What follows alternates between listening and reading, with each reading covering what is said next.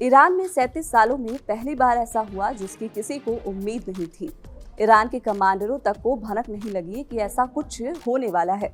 Khamenei ने ऐसा क्या कर दिया कि दुनिया भर में सनसनी मच गई है। पहले ये जान लीजिए कि अमेरिका ने ईरान को समंदर, जमीन सब जगह से घेर रखा है। दूसरी ओर इजराइल भी ईरान पर नजर गड़ाए बैठा है। अब आते हैं असली मुद्दे पर। खामेनेई 37 सालों में पहली बार एक मीटिंग में नहीं पहुंचे। अचानक उनकी कुर्सी खाली दिखी। कोई बीमारी की खबर नहीं, कोई ऑफिशियल स्टेटमेंट नहीं, बस एक सन्नाटा।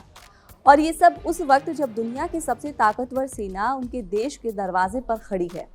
सवाल सीधा है, क्या ईरान के supreme leader Ayatollah Ali Khamenei खतरे में हैं? या खामेनेई डर गए हैं अमेरिका से, या फिर ये किसी बहुत बड़ी रणनीति की शुरुआत है? खामेनेई की गैर हाजिरी ने एक और बड़ी चर्चा को जन्म दे दिया है कि क्या ईरान में सत्ता परिवर्तन की तैयारी शुरू हो गई है। समझेंगे सब कुछ। ईरान की सत्ता के भीतर चल रही हलचल, अमेरिका इजराइल का दबाव और उस युद्ध की आहट जो अगर शुरू हुई तो पूरा मिडिल ईस्ट हिल जाएगा। बात पहले उस मीटिंग की जिसके बाद सनसनी मच गई है। 8 फरवरी को ईरान में एक बेहद अहम बैठक हुई। ये बैठक थी ईरानी एयरफोर्स के टॉप कमांडरों की। ये कोई आम मीटिंग नहीं होती। 1989 से लेकर आज तक हर साल बिना किसी चूक के आयतुल्लाह अली खामेनेई इस बैठक में मौजूद रहते आए हैं, लेकिन इस बार वो नहीं आए। उनकी जगह बैठक में पहुंचे ईरानी सशस्त्र बलों के chief of staff Abdul Rahim Mousavi, और यहीं से दुनिया की खुफिया एजेंसियों के कान खड़े हो गए। ईरान जैसे देश में सुप्रीम लीडर का किसी बड़े सैन्य कार्यक्रम से गायब रहना छोटी बात नहीं होती।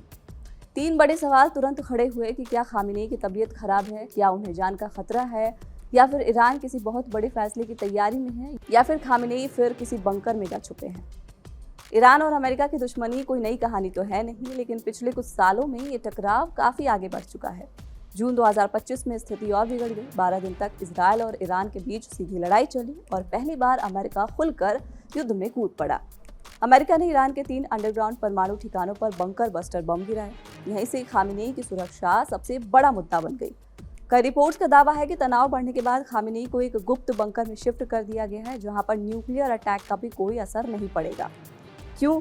क्योंकि अगर युद्ध हुआ तो अमेरिका का सबसे बड़ा टारगेट ईरान का शीर्ष नेतृत्व ही होगा, यानी कि खामेनेई होंगे, और ईरान भी ये जानता है।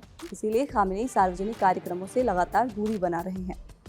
हालांकि खामेनेई ने खुद ये साफ कर दिया है कि अगर अमेरिका ने हमला किया तो ये युद्ध सिर्फ ईरान तक सीमित नहीं रहेगा, पूरा मिडिल ईस्ट इसकी आग में जल उठेगा। ईरान की सबसे बड़ी ताकत है प्रॉक्सी वॉर, हिजबुल्लाह, हूती विद्रोही और इराक और सीरिया में मिलिशिया।